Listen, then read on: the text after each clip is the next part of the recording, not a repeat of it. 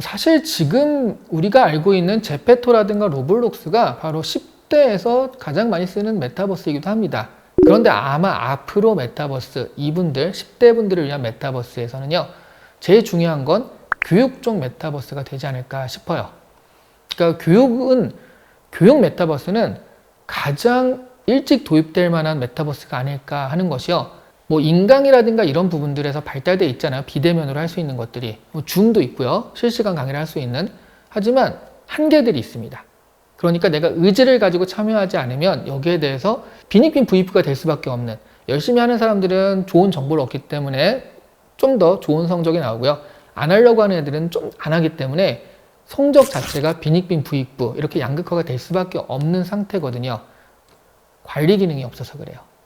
그러니까 우리가 현실에서 보면 선생님이요. 담임 선생님이죠. 담임 선생님하고 관리도 해주고 막 그러잖아요. 말도 걸어주고 그런데 그런 관리 기능이 없어서인데요. 메타버스는 바로 그런 관리 기능이 있거든요. 들어오는 것에 따라서 그리고 또 들어왔을 때 같이 들어오잖아요. 실시간으로 같이 들어오다 보니까 이 친구가 수업에 참여했고 안 했고 이런 것들을 알 수 있고 그런 것들을 또 빅데이터로 알 수가 있기 때문에 그런 부분들에 있어서는 교육에서는 굉장히 효율적인 서비스가 될 것이다 라고 많은 분들이 기대하고 있어요. 그래서 교육에서 가장 많이 쓰일 수 있을 것 같기도 하고요. 그리고 또 하나 메타버스의 장점 중에 하나가 실습이라든가 현장학습 같은 것들을 바로 구현할 수가 있는 거죠. 우리가 이집트에 대해서 배우면요. 바로 메타버스 상에서 이집트로 이동을 하는 겁니다. 스핑크스를 앞에 놓고요. 자, 저기 뭐 코가 부러진 이유가 뭐고 돌리면은 스핑크스 꼬리 본 적 있냐? 저게 꼬리다. 이런 얘기들도 할 수가 있어요.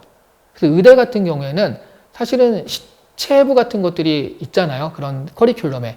그런 것들을 실제 시체가 아니라 이런 메타버스 상에서 구현돼 가지고 할 수 있으니까 뭐 의대에서의 실습이라든가 아니면 뭐 비행기 조립이라든가 좀 실습하기 어려운 것들에 있어서 메타버스가 이미 도입돼서 쓰이고 있습니다. 그래서 아마 교육에서는 엄청난 효과와 능률을 발휘할 수 있을 것으로 예상되고 있어요.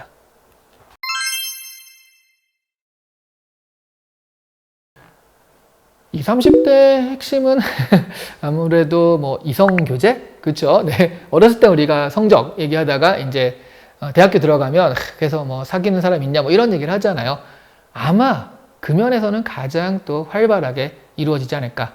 왜냐하면 메타버스 자체가 기본적으로 사람들 사이의 관계와 연계잖아요.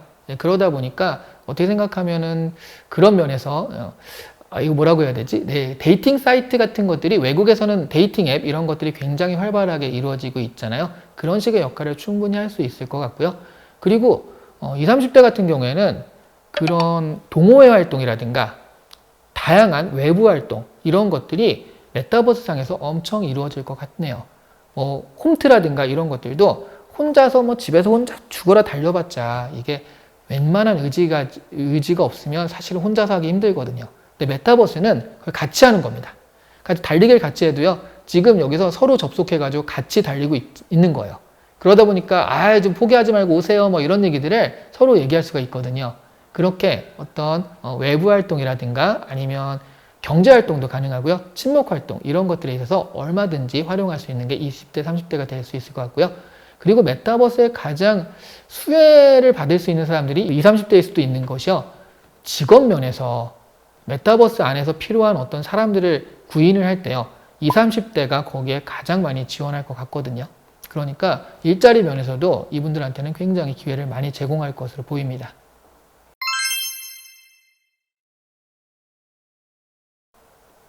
뭐 40대, 50대는 역시 우리가 또 관심사로 보자면 돈이죠. 이게, 결혼도 했어요. 그 다음에 애들도 크니까 애들 교육도 있지만 또 노후 자금도 필요하고 또 애들 교육도 시켜야 되니까 돈도 있어야 되니까 아무래도 그리고 또 자기가 회사를 다니는데 그런 것들이 영원할까 싶으니까 아무래도 어떤 다른 수입원은 뭘까를 생각하게 됩니다. 자, 그러다 보니까 메타버스 안에서도요. 투자 관련이라든가 이런 부분들에 있어서는 정보 교류의 장으로 이 메타버스가 쓰일 수 있을 수밖에 없어요. 그리고 또 하나는 아예 부동산 메타버스처럼 그것 자체가 투자 가치가 있는 메타버스가 생길 수 있거든요. 사실 40대, 50대들은 어느 정도 돈도 있으니까 그런 자신의 자금력을 활용해서 실제로 그런 부동산 투자라든가 이렇게 쓰일 수도 있겠고요. 그리고 자영업 같은 경우에는 광고라든가 그런 것들도 굉장히 필요하잖아요. 그런 것들이 SNS에서 메타버스로 넘어가게 되면 자영업자 같은 경우에는 메타버스에서 어떻게 자신의 사업을 잘 홍보하고 알릴 것인가, 이런 것들이 굉장히 중요한 일이 될 수도 있거든요. 그래서 이런 식으로 40대, 50대는 많이 쓰일 수 있을 것 같습니다.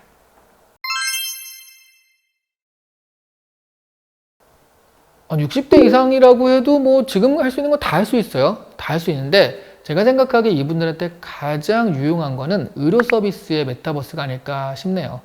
사실 지금 원격 진료라는 부분이 어떤 나라에선 되고요. 우리나라 같은 경우에는 법규가 많이 걸려 있기도 합니다. 그런데 그런 여러 가지 것들이 현실적이지 않고 화면만 봐서는 잘 모른다 뭐 이런 것도 있지만요. 메타버스에서는 그런 것들을 제대로 구현할 수 있다라고 한다면 사실 집에서 종합병원 수준의 의료 서비스를 받을 수 있다. 이러면 어르신들한테는 얼마나 이게 그 혜택이 되는 거라고 할 수 있겠죠. 뭐 사실 저도 여러분도 아플 때 많잖아요. 아프면은 이쪽 어깨가 쑤신데 이게 오십견 때문인지 일시적인 건지 뭔지 알 수가 없어요. 그런 걸 그때마다 막 이렇게 물어볼 수가 없는데 메타버스 상에서는 그런 부분들이 좀 자동화되어 있어 가지고요. 뭐 그런 거 있을 수 있잖아요. 구독 서비스가 있을 수 있어요. 그러니까 자신의 종합 검진을 한 달에 얼마 내면은 늘 언제든지 내가 얘기할 수 있는 그런 구독 서비스 나올 수가 있거든요. 그럼 메타버스에 들어가서 이게 이렇게 아픈데 어떤 거냐 이렇게 물어볼 수도 있고요. 그런 식으로 의료 서비스 이런 부분들에 있어서 어르신들, 60대 이상의 어르신들은 가장 많은 혜택을 받을 수 있는 메타버스가 되지 않을까 싶네요.